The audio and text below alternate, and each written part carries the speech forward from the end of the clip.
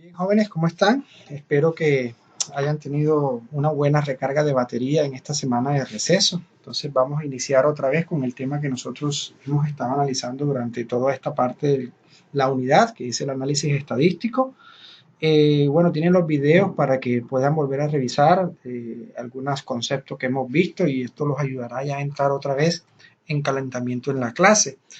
Estamos viendo, pues retomando con la clase, todo lo que tiene que ver con el análisis de datos estadísticos. Y ya habíamos explicado todo el proceso que tiene que ver cuando uno analiza medidas de tendencia central. ¿Ok? Cuando uno habla de medidas de tendencia central, dijimos que eran como establecer cuál era el centro de los datos y que habían varias de estas medidas que eran importantes como la moda, la mediana o el promedio. De hecho, hicimos un ejemplo. Este ejemplo que está acá, nosotros los habíamos analizado, donde podíamos calcular la media, podíamos calcular el promedio, la moda. Todas estas eran medidas de tendencia central. Mirar cómo estaban distribuidos los datos con respecto al centro, ¿ok? Pero también ya pasamos a lo que eran medidas de dispersión. Las medidas de dispersión me dicen más o menos lo que me están hablando es cómo están los demás datos que no están en el centro, aquellos datos que están alejados del centro de la mediana, o sea, cómo están dispersos, si hay datos muy dispersos, cuál es el valor máximo de un dato, cuál es el valor mínimo del dato, cuál es el rango de ese dato. Entonces, cuando ya hablamos de esas medidas de dispersión, es mirar cómo están esos datos con respecto al centro. Y de hecho, pues habíamos hablado un poco por ejemplo, con este mismo ejemplo que está aquí, que si veíamos que la mediana era el 4, recuerden que la mediana es el número que divide en partes iguales a los datos, tanto a la izquierda como a la derecha. Entonces, si teníamos que la mediana era 4, entonces teníamos que debería haber un valor máximo a la derecha, un valor mínimo a la izquierda. Eso me implicaba que había un rango entre las mediciones y que esos rangos los podía yo distribuir en partes iguales, los cuales llamábamos cuartiles y necesitábamos saber realmente cuáles eran esos cuartiles y en definitiva cómo era la dispersión de esos datos. Y que las medidas de dispersión se hablaban de todas estas, que era el rango, los cuartiles y rango intercuartil, la varianza y la desviación estándar. Y dábamos la definición de cada una de ellas, así como las fórmulas que utilizábamos nosotros para calcular cada una de estas medidas que estaban acá. Entonces, en el video de la clase anterior habíamos colocado un ejemplo que los invito a que lo vuelvan a revisar. Este mismo ejemplo para volver a explicar, que te vuelva a recordar cómo era que se calculaba el rango, cómo se calculaban los cuartiles usando la fórmula, cómo se calculaba la desviación estándar, cómo se calculaba la varianza. Incluso explicamos nosotros usando la calculadora TI-84 cómo nosotros podíamos calcular los cuartiles Q1, el cuartil 3, la mediana que viene siendo también el cuartil 2 siempre, ¿verdad? Y así explicábamos todo lo relacionado con el rango intercuartil, con la desviación estándar, la varianza y explicamos lo del diagrama de cajas y bigotes, cómo se construía a partir de los cuartiles estos diagramas de cajas y bigotes y qué relación nos daba a nosotros poder encontrar estos cuartiles y qué representaba. Entonces, hoy venimos a hablar de un tema bastante importante que tiene que ver con medidas de dispersión y vamos a hablar de frecuencias acumuladas, gráficas de frecuencia acumulada para también explicar un poco la medida de dispersión. También la vamos a explicar con un ejemplo. Y ojo a este ejemplo, quiero que presten la debida atención porque realmente en todos los exámenes de preparación IB siempre salen preguntas que tienen que ver con gráficas de frecuencia acumulada. Entonces vamos a aprender cómo se construyen las gráficas de frecuencia acumulada y qué información importante nos dan los datos cuando tengo una gráfica de frecuencia acumulada. Entonces voy a tratar de explicarlo con el siguiente ejemplo. Entonces aquí se muestra un problema típico de datos estadísticos. Dice que los datos muestran los resultados del maratón femenino en los Juegos Olímpicos de 2018 para las competidores que terminaron la carrera. Lo primero que nos dicen es que debemos agregar una columna de frecuencia acumulada a la tabla. Luego que representemos los datos en un gráfico de frecuencia acumulada y luego utilizar el gráfico para estimar primero el tiempo medio de finalización, ¿verdad? Del número de competidores que terminaron en menos de 155 minutos y el porcentaje de competidores que tardaron más de 159 minutos en terminar y el tiempo empleado por un competidor que terminó en el 20% de los primeros por ciento de los que terminaron la maratón. Entonces, vamos a comenzar a realizar, a explicar esto de frecuencias, de las gráficas de frecuencia acumuladas con este ejemplo. Entonces, el primer punto creo que es sencillo, ya habíamos hablado acerca de la frecuencia acumulada, es decir, a frecuencias que se acumulan a partir de las frecuencias observadas. Entonces lo único que tengo que hacer yo es añadir una frecuencia, una tabla, perdón, una columna a la tabla que se llame frecuencia acumulada y de esa manera poder ir sumando cuáles son esas frecuencias que se van acumulando. Entonces, aquí ya tengo mi columna agregada, que es la columna de frecuencias acumuladas. Entonces, ¿cuál va a ser mi primer valor? Como no hay ninguna frecuencia observada por arriba de 8, mi primer valor tiene que ser 8. Es decir, que 8 competidores terminaron en un tiempo mayor o igual a 146, pero menor que 148. Recuerden lo que siempre hemos mencionado, que el límite superior no se encuentra dentro del intervalo, pero el que sí se incluye es el límite inferior. Entonces ya sabemos que nuestra primera frecuencia acumulada será 8. Luego la frecuencia que vendrá es sumar 8 más 3 que da 11. Es decir, aquí estamos diciendo que 11 competidores completaron la maratón en un tiempo menor a 150 minutos. Entonces, ¿cuál sería el que viene? El que viene sería sumar 11 más 9, que sería 20. Luego vendría 20 más 11, que sería 31. Y de esa manera vamos a ir construyendo la frecuencia, la tabla de frecuencia acumulada hasta el final. La última dato de frecuencia acumulada me viene hablando acerca del total de los participantes. Entonces observen aquí los datos. Fíjense que aquí cuando yo llego a la frecuencia acumulada 50, estoy diciendo que 50 competidores hicieron la carrera en un tiempo menor a 158 minutos. Al final, el último valor de la frecuencia acumulada es 69. Quiere decir que hay un total de 69 participantes que han realizado la carrera dentro de un tiempo mayor o igual a 168, pero menor a 176 minutos. Esa es la parte A. La parte B es la parte nueva que vamos a ver ahora, es representar estos datos, ¿verdad? En una gráfica de frecuencia acumulada. Entonces, ¿cómo lo hacemos? Vamos a mirar lo siguiente. Entonces, para representar estos datos, lo que debo hacer es un plano cartesiano y en el eje horizontal coloco el tiempo que emplearon los corredores y en el eje vertical coloco los valores de frecuencia acumulada.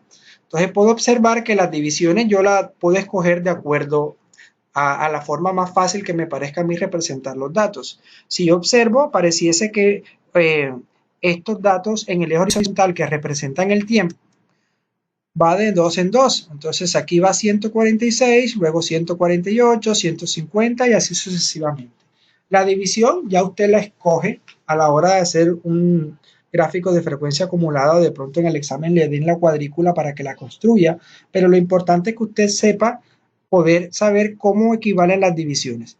Y en el eje vertical van a estar los datos de frecuencia acumulada. Entonces, para poder construir la gráfica de frecuencia acumulada simplemente es punto a punto. Es decir, recuerden que nosotros habíamos dicho de que para poder yo representar este intervalo debía tomar el punto medio. Es decir, el punto medio o la marca de clase es el número que se encuentra en la mitad de este dato, que es el que me está representando a mí este intervalo. Entonces, en este caso, como yo aquí tengo de 146 a 148, aquí la marca de clase sería 147. Sin embargo, cuando yo voy a hacer la gráfica, yo debo colocar son los extremos, es decir, debo colocar la parte del valor superior que no está incluido. Entonces, por ejemplo, ¿dónde comienza esta gráfica de frecuencia acumulada? El extremo superior es 148 y hasta el momento hay 8 competidores que han tomado esa carrera en ese tiempo. Entonces yo aquí ubico 148, miren que es la rayita esta de la mitad, y ubico un punto donde la frecuencia acumulada en la vertical es 8. Luego ubico el otro límite superior que es 150. Entonces 150 obedece a esta línea aquí y ubico el valor de la frecuencia acumulada que es 11. Luego ubico el dato 152 que viene siendo esta línea azul y lo ubico con la frecuencia acumulada, que es 20. Y así sucesivamente voy ubicando los puntos. Luego hago un trazo suave y aquí me queda la gráfica de frecuencia acumulada. La gráfica de frecuencia acumulada siempre es una curva. De hecho, parece como si fuese una S. Siempre tiene una forma de una curva y siempre la vamos a encontrar de esa manera. Entonces, esta sería la parte A de la pregunta, de que representara los datos de la frecuencia acumulada en una gráfica. Ahora vamos a usar esta gráfica para estimar la media, o sea, o el tiempo medio con que los corredores terminaron la carrera. ¿Cómo hacemos eso? Utilizando la gráfica de la siguiente manera. Como la mediana representa el 50% de los datos, entonces yo estaría hablando del percentil 50, ¿ok? O estaría hablando de la misma mediana. Entonces, para poder yo establecer eso, debo entonces saber cómo puedo calcular yo la mediana. De la siguiente manera. El 50% de los datos, o sea, el 50% de 69 es 34.5. Es decir, que yo debo ubicar este valor en el eje vertical, que es el que corresponde a la frecuencia acumulada. El hecho de que el 50% de los participantes sea 34.5 quiere decir que aquí en esta tabla, ¿en qué intervalo se encuentra el 34.5? El 34.5 se encuentra dentro de este intervalo, porque aquí hay 31 corredores que terminaron acá, pero aquí ya viene incluyendo el 34.5 que terminaron dentro de este intervalo. Entonces lo que hago es simplemente irme en el eje vertical y ubicar cuál es el dato que corresponde al 34.5, ¿verdad? Como esa estimación. Entonces yo veo que más o menos puede estar como acá, y ahora trazo una línea horizontal que vaya hacia la curva, y cuando toque la curva la desplazo hacia abajo para que me indique el valor del tiempo en que es la mediana. O sea, aquí está. 34.5 está aproximadamente aquí. Yo desplazo una línea horizontal, toco la gráfica y luego deslizo una línea recta hacia abajo y puedo ver que aquí puedo estimar el tiempo. Entonces, más o menos, ¿qué valor puede ser este de acuerdo a las divisiones? Si este aquí es 156, ¿verdad? Entonces la mitad de este es 155, pero como está un poquito antes de la mitad, pudiera decir que eso es 154.5. Entonces se puede estimar que la mediana o el tiempo de la mitad de la carrera de los 69 competidores que utilizaron este tiempo se encuentran en 154.5 minutos. ¿Ok? Ahora vamos a ver la pregunta 2 de la C. Dice que el número de competidores que terminaron en un tiempo menor a 155. Entonces ahora hago el proceso contrario. En la pregunta anterior yo iba del eje vertical hacia el eje horizontal. Ahora hago lo contrario. Ahora voy del eje horizontal subiendo y después me iría al eje vertical para ver el acumulado de aquellos competidores que hicieron ese tiempo, utilizaron un tiempo menor a 155 minutos. Entonces, 155 minutos iría ahora sí entre la mitad de aquí, ¿verdad? Entre esta línea acá.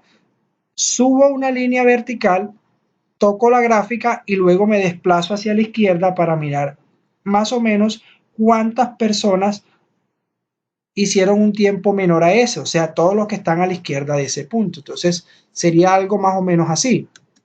Aquí están los 155 minutos, subo vertical como dije, toco la gráfica y me voy a la izquierda y esto es 37 aproximadamente. Entonces, 37 competidores. Es decir, que hasta aquí hay 37 competidores que terminaron la maratón en un tiempo menor a 155 minutos. De aquí hacia arriba, pues estarán ya los que terminaron en un tiempo mayor a ese. Pero la pregunta me dice es, ¿cuántos terminaron en un tiempo menor a 155? Entonces, me ubico aquí en el tiempo 155, subo una línea vertical, toco la gráfica y miro a qué cuánto corresponde la frecuencia acumulada. El hecho de que sea 37 significa que hay 37 competidores que terminaron la carrera con un tiempo menor a 155 minutos. Recuerden que en datos continuos agrupados, el extremo superior no está incluido dentro de la medida.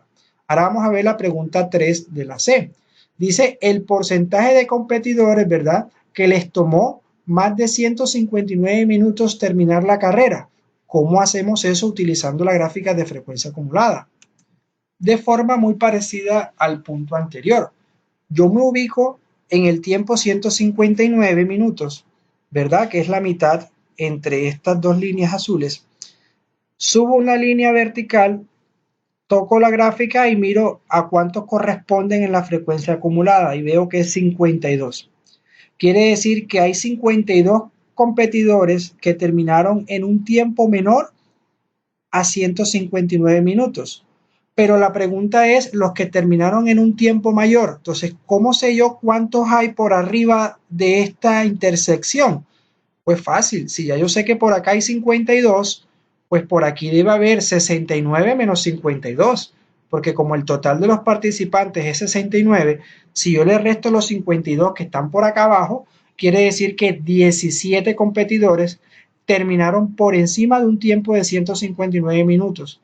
Y como me están preguntando es acerca de un porcentaje, entonces debo saber a cuánto porcentaje equivale 17 competidores, que es lo mismo de dividir 17 entre el total de competidores multiplicado por 100.